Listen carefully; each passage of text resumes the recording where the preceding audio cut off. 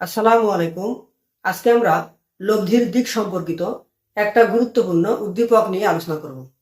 মনে করো, আবুল বাবুল দুই বন্ধু, তারা একদিন জঙ্গলের পাশ দিয়ে হেঁটে যাচ্ছে। হঠাৎ দেখে জঙ্গলের মধ্যে একটা বিএমডাব্লিউ গাড়ি পড়ে আছে। তখন এই গাড়িটা কে নিবে এটা নিয়ে আবুল বাবুলের মধ্যে ঝগড়া শুরু হলো। তারা এক পর্যায়ে একটা সিদ্ধান্ত উপনীত হলো যে ঠিক আছে, আমরা গাড়িটার পিছনে একটা আংটা লাগাবো, আংটা লাগিয়ে দুইজন দুদিক থেকে টানবো, গাড়িটি টেনে যে নিতে পারবে গাড়িটি তার। তো তারা করলো কি, গাড়ির পিছনে একটা আংটা লাগালো। এখন দেখা গেল আবুল যেই বলে টানতেছে, বাবুলও সেম বলে টানতেছে। এখন প্রশ্ন করা হলো, যদি আবুল বাবুলের টান সমান হয় তাহলে গাড়িটি কোন দিকে যাবে?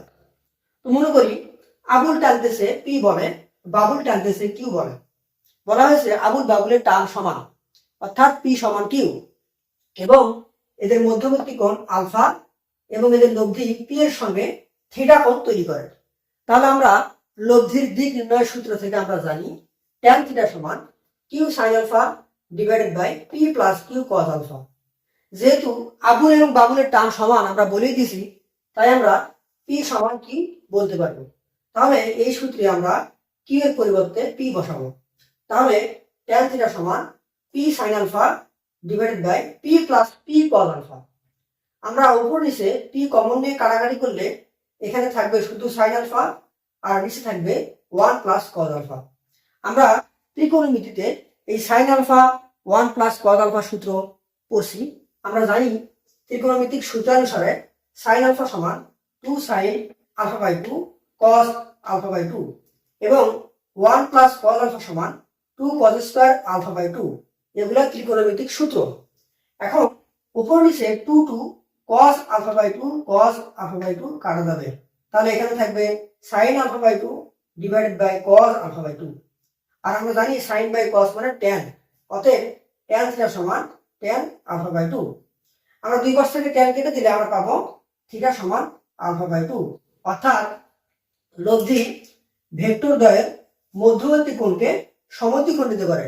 সুতরাং আমরা বলতে পারি, যেহেতু থিটা সমান আলফা বাই 2, তাই আমরা বলতে পারি আবুল বাবুলের টান সমান হলে গাড়িটি মাঝ বরাবর যাবে, অর্থাৎ লব্ধি ভেক্টর দ্বয়ের মধ্যবর্তী কোণকে সমদ্বিখণ্ডিত করবে।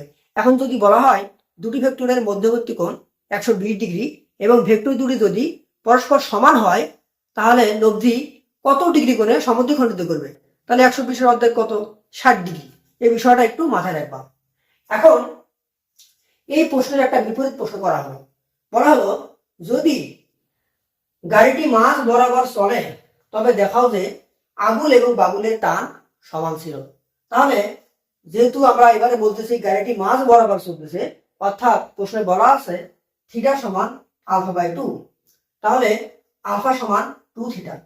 এখন লব্ধির দিক নির্ণয়ের সূত্র থেকে আমরা জানি ট্যান থিটা সমান Q sine alpha divided by P plus Q cos alpha. আমরা আলফার পরিবর্তে এখন 2 থিটা বসাবো। তাহলে এখানে লেখা যায় Q sine 2 theta divided by P plus Q cos 2 theta. আর আমরা এখানে ট্যান থিটাকে বলতে পারি sine theta by cos theta. তাহলে কিউ ইন্টু সাইন 2 থিটা মানে 2 sine theta cos theta divided by P plus Q cos 2 থিটার সূত্র cos square theta minus sine square theta. উভয় পাশ থেকে একটা সাইন কেটে দিলে আমরা পাবো 1 বাই কস থিটা সমান Q into 2 cos theta divided by P plus Q cos square theta minus sine square theta. আমরা এখন কোণাকুণি গুণ দিব। তাহলে আমরা পাবো পি প্লাস কিউ দিয়ে ভিতরে গুণ দিই Q cos square theta plus minus minus Q sine square theta. এই পাশে গুণ দিলে এটা হবে Q into 2 cos square theta, বা পি সমান আমরা এখন পক্ষান্তর করব। এটা ওই পাশে পার করলে প্লাস হয়ে minus minus Q cos square theta minus হয়ে যাবে plus Q sine square theta, আর এখানে plus 2 Q cos square theta, বা পি সমান কিউ সাইন স্কয়ার থিটাকে আমি আগে লিখলাম। এখন 2 কিউ কস স্কয়ার থিটা থেকে একটা কস স্কয়ার থিটা বাদ দিলে আমরা পাবো plus Q cos square theta, বা পি সমান আমরা এখন কিউ কমন নিব। কিউ কমন নিলে আমরা পাই sine square theta plus cos square theta, যেটা মানে 1, বা পি সমান কি দেখানো হবে, অর্থাৎ উভয় টান সমান ছিল। তাহলে আমরা প্রমাণ করলাম যদি গাড়িটি মাঝ বরাবর চলে তাহলে আবুল বাবুলের টান সমান ছিল।